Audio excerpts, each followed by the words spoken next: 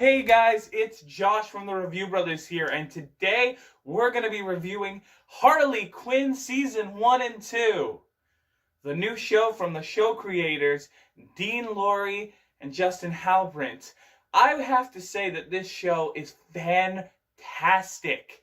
DC's outdone themselves, and they do usually with their animated content.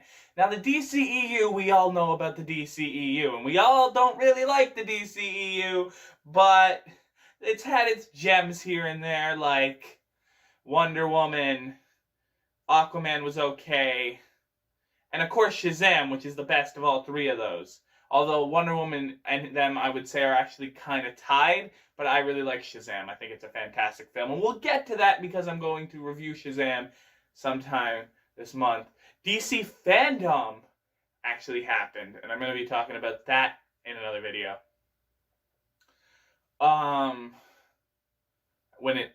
When I can.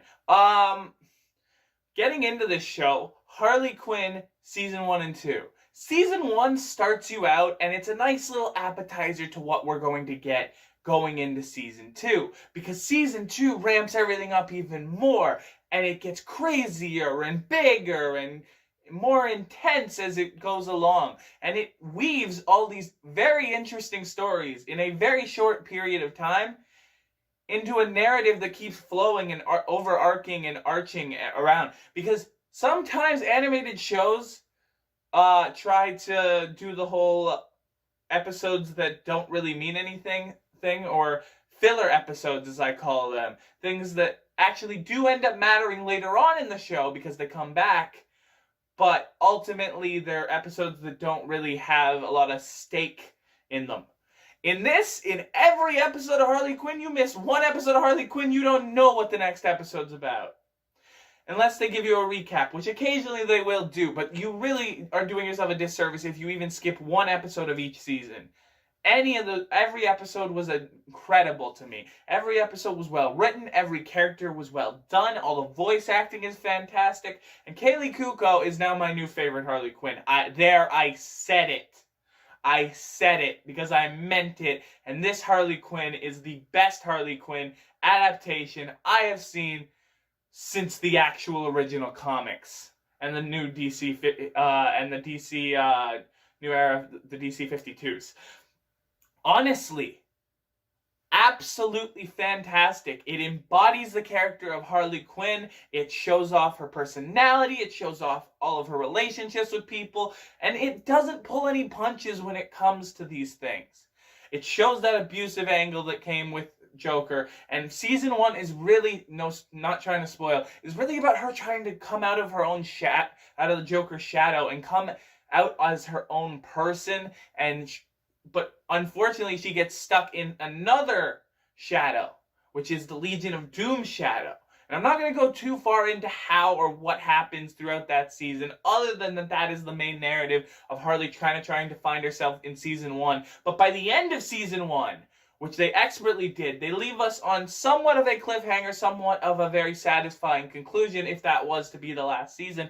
Thankfully, it wasn't, as Season 2 is even better than Season 1. And Season 1, by the end, I thought there's no way Season 2 can end up being better than Season 1. And somehow Season 2 goes and outdoes Season 1 in every episode.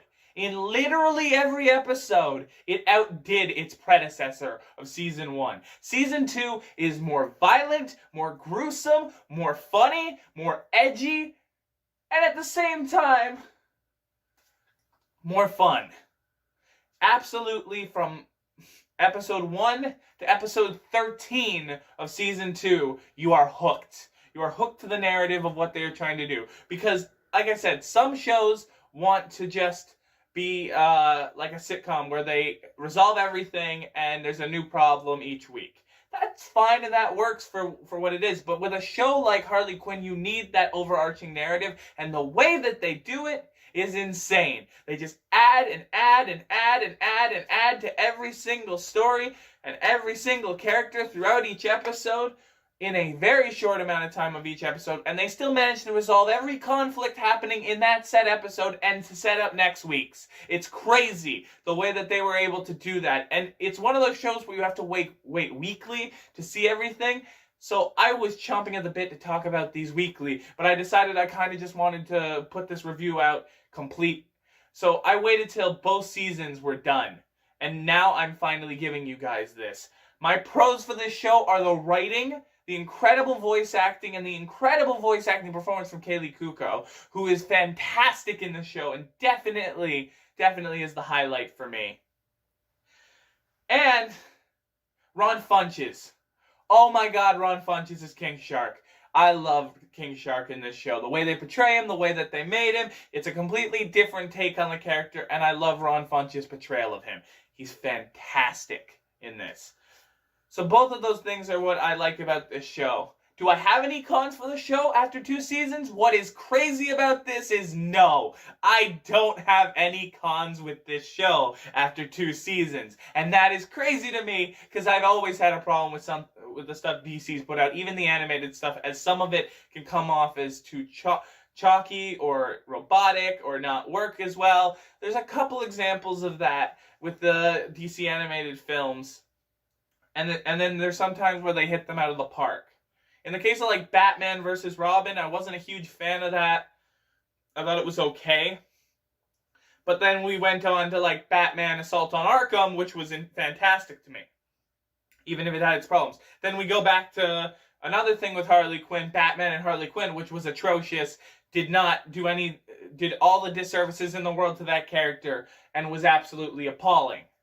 But now we got this, which is a true representation of this character, of this iconic character, and definitely if you're a fan of Harley Quinn, if you're a fan of DC Comics, and if you're a fan of Batman, I'd still recommend this show. It's a totally new take on Batman. It's a totally new take on Commissioner Gordon. They just try all these new things, and they actually really work well.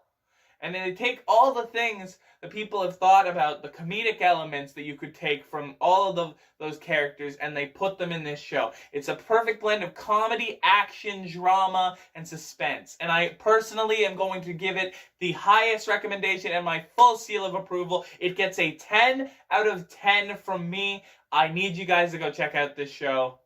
Right now, in Canada, it is about $12.99 for Stack TV through Prime Video. That's where you can get both seasons. And now I think season 1 itself is available to buy on YouTube.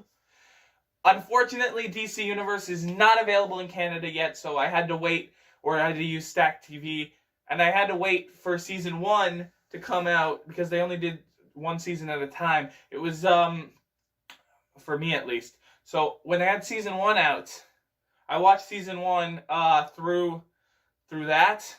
Then they didn't have season 2 yet. Then I had to wait for season 2. But they also have it on YouTube if you're looking for that, and in other international countries. I don't know where DC Universe is available. But if you're in the US, go subscribe to DC Universe to watch it. If you are here, Stack TV through Amazon Prime and YouTube. Go check out this show is my point. It's absolutely fantastic. You will not regret it. You will love it. Anyways, guys, this has been Josh from the Review Brothers, and I'm out. Peace.